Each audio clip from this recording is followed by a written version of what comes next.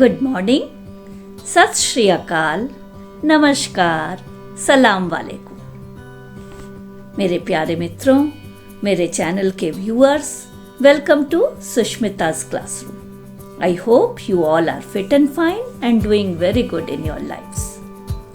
Today I have chosen a topic to discuss with you which is very close to my heart, and that topic is good vibes for good life. Now the question is, what is good vibes or what is vibe? तो मैं आपको थोड़ा हिंदी में इसको clear करना चाहती हूँ। Vibes होता क्या है? हमने अक्सर सुना है पॉजिटिव वाइब्स, नेगेटिव वाइब्स, पर हमें इस बात का अभी क्लियर नहीं है कि वाइब्स होता क्या है। तो चलो मैं समझाती हूँ आपको वाइब्स होता क्या है।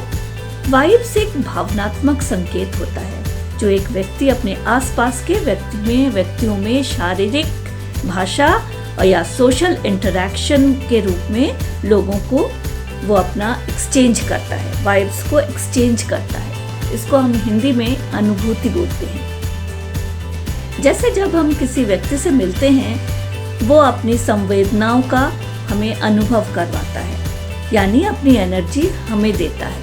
उसी प्रकार से हम भी अपनी संवेदनाएं, अपनी अनुभूतियों को उस व्यक्ति तक पास करते हैं। तो इसको बोलते हैं वाइब्स। वाइब्स भी दो प्रकार के होते हैं, positive vibes and negative vibes. अगर किसी ने मुझे पॉजिटिव वाइब्स दिया है तो मेरा जीवन आशावादी, सुंदर हो जाएगा, और अगर मैंने नेगेटिव वाइब्स रिसीव किया तो मेरा जीवन के प्रति जो है एक हतोत्साह हो जाएगा। मैं हतोत्साहित हो जाऊंगी, जीवन के प्रति निराशावादी हो जाऊंगी। तो इसीलिए एक खुशनुमा जीवन बिताने के लिए गुड या पॉजिटिव वाइब्स की बहुत आवश्यकता है। और इसी सिलसिले में मैं आपको एक छोटी सी इंग्लिश में एक आपको कविता सुनाना चाहती हूँ। उस कविता का नाम है एक्सप्रेस ग्रैटिट्यूड। मतलब क्या है कि हमें अपनी कृतज्ञता एक्सप्रेस करनी चाहिए। कृतज्ञता किसको? कृतज्ञता उस यूनिवर्स के प्रति, उस सृष्टि के प्रति जिसने हमें सारे तरह के अच्छे चीज़ों को हमें उन्होंने दिया है। Like I think the very first thing we can do by expressing gratitude, it means we should be thankful to the universe always. So there is a poem which I want to read for you. Express gratitude. Now how to express gratitude? कैसे हम अपनी कृतज्ञता show करेंगे? So now first I am reading it, then I will explain it to you. Before you complain about school, remember that some people can't even get an education. Before you complain about getting fat, remember that some people don't even have any food. Before you complain about your job, remember that some people don't even have any money. Before you complain about cleaning the house, remember that some people don't even have any shelter. Before you complain about washing the dishes, remember that some people don't even have any water. Before you complain about all these things on social media using your smartphones without any consideration of how blessed you are, just be thankful for a minute. इसका मतलब है कि अगर आप अपने school के बारे में कंप्लेन करते हो तो हमेशा याद रखना, ऐसे बहुत लोग हैं जिन्हें स्कूल जाने का कभी मौका ही नहीं मिला, एजुकेशन पाने का कभी मौका ही नहीं मिला। अगर आप अपने मोटे होने की वजह से कंप्लेन करते हो तो याद रखना, ऐसे बहुत से लोग हैं जिन्हें खाने को ही नहीं मिलता।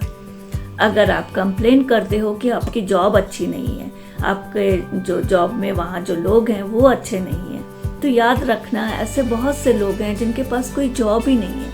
वो अपने जॉब के लिए तरसते रहते हैं, एक जॉब पाने के लिए। उनके पास पैसा नहीं है कि उनका जीवन ठीक से चल पाए। इसी प्रकार से अगर आपको कहा जाता है घर की सफाई करो और आप कंप्लेन करते हो कि कहाँ इतनी सफाई है, तो याद रखना कितनी सफाई करनी पड़ेगी। तो उससे पहले याद रखना, ऐसे बहुत से लोग हैं जिनके पास एक छत भी नहीं है, घर तो दूर की बात है। इसी तरह से अगर आपको कहा जाता है कि आपके बर्तन साफ कर लो, या आप अपने आप से ही आप चिढ़ते रहते हो कि मुझे बहुत सारा बर्तन साफ करना पड़ता है, तो याद रखना, ऐसे बहुत से लोग हैं जिनके पास पानी नहीं है कि वो बर्तन साफ करें। इसी प्रकार से अक्सर specially young generation, old generation भी है, अक्सर ऐसा करते हैं। हम अपने स्मार्टफोन को यूज़ करके तरह तरह के कंप्लेनिंग मैसेजेस पोस्ट करते रहते हैं सोशल मीडिया में, और हम सोचते हैं कि हम बहुत अच्छा काम कर रहे हैं, पर बिना सोचे, हम ये बिना सोचे करते हैं। अक्सर हम बिना सोचे करते हैं क्योंकि हमें पता ही नहीं होता कि हम कितने ब्लेस्ड हैं, हमें कितना आशीर्वाद मिला हुआ है उस ईश्वर का, उस यूनिवर्स का, इस सृष्टि का, जिसने हमें ये सारी चीज़ें दी हैं, जिसकी वजह से हम इतना कुछ कर पा रहे हैं। तो just be thankful, always be thankful, हमेशा कृतज्ञ रहो।